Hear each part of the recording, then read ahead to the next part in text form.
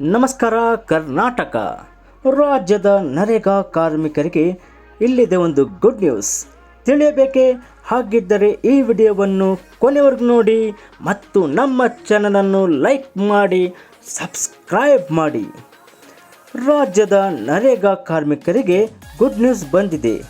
ಇಲ್ಲಿದೆ ಸಂಪೂರ್ಣ ವಿವರ, ತಿಳಿಯೋಣ ಬನ್ನಿ.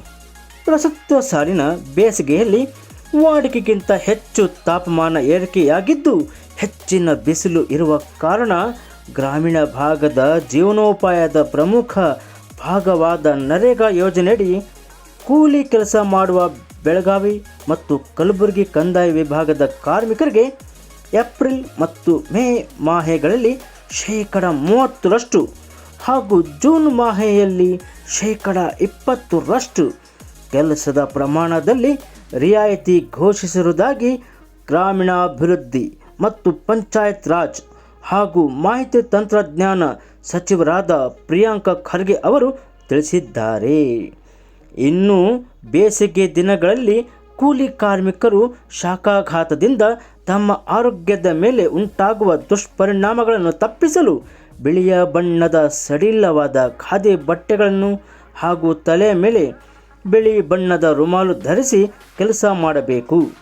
ಇನ್ನು ಚಹಾ, ಕಾಫಿ, ತಂಪಾದ ಪಾನೀಯಗಳು, ಮಸಾಲೆ ಮತ್ತು ಎಣ್ಣೆ ಭರಿತ ಆಹಾರದ ಬದಲಾಗಿ ಹೆಚ್ಚು ತೇವಾಂಶವುಳ್ಳ ತರಕಾರಿ, ಅಂಬಲಿ, ಮಜ್ಜಿಗೆ, ಎಳೆನೀರು ಸೇವನೆ ಮಾಡಬೇಕು ಹಾಗೂ ನೀರನ್ನು ಯಥೇಚ್ಛವಾಗಿ ಕುಡಿಯಬೇಕು, ಅಂದರೆ ಹೆಚ್ಚು ಕುಡಿಯಬೇಕು ಎಂದು ಸಚಿವರು ಇಲ್ಲಿ ಸಲಹೆಯನ್ನು ನೀಡಿದ್ದಾರೆ.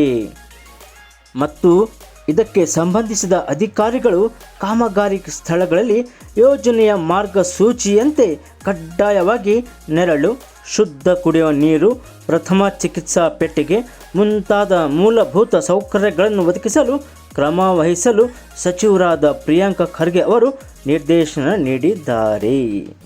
ಇನ್ನು ವಿವಿಧ ಇಲಾಖೆಗಳಲ್ಲಿರುವ ಎಲ್ಲ ಪರೀಕ್ಷಾ ಪ್ರಾಧಿಕಾರಿಗಳ ಕರ್ನಾಟಕ ಸಾರ್ವಜನಿಕ ಪರೀಕ್ಷೆ ಅಂದರೆ ನೇಮಕಾತಿಯಲ್ಲಿನ ಭ್ರಷ್ಟಾಚಾರ ಮತ್ತು ಅನುಚಿತ ವಿಧಾನಗಳ ಪ್ರತಿಬಂಧಕ ಕ್ರಮಗಳು ಅಧಿನಿಯಮ 2023ರ ನಿಬಂಧನೆಗಳನ್ನು ಕಟ್ಟುನಿಟ್ಟಾಗಿ ಜಾರಿಗೊಳಿಸಲು ಎಲ್ಲ ನೇಮಕಾತಿ ಮತ್ತು ಪರೀಕ್ಷಾ ಪ್ರಾಧಿಕಾರಗಳು ಮತ್ತು ಕಾನೂನು ಜಾರಿ ಸಂಸ್ಥೆಗಳಿಗೆ ನಿರ್ದೇಶನ ನೀಡುವಂತೆ ಸೂಚಿಸಿ ರಾಜ್ಯ ಸರ್ಕಾರದ ಮುಖ್ಯ ಕಾರ್ಯದರ್ಶಿಗಳಿಗೆ ಗ್ರಾಮೀಣಾಭಿವೃದ್ಧಿ ಮತ್ತು ಪಂಚಾಯತ್ ರಾಜ್ ಹಾಗೂ ಮಾಹಿತಿ ತಂತ್ರಜ್ಞಾನ ಸಚಿವರು ಹೇಳಿದ್ದಾರೆ.